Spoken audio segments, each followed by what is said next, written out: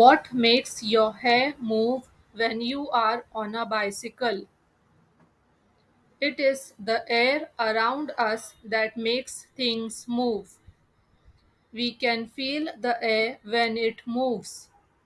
Gentle wind can make the leaves of a tree move. A very strong wind can uproot a tree. Slow moving wind is called breeze. Strong and fast wind is called gale that causes storm.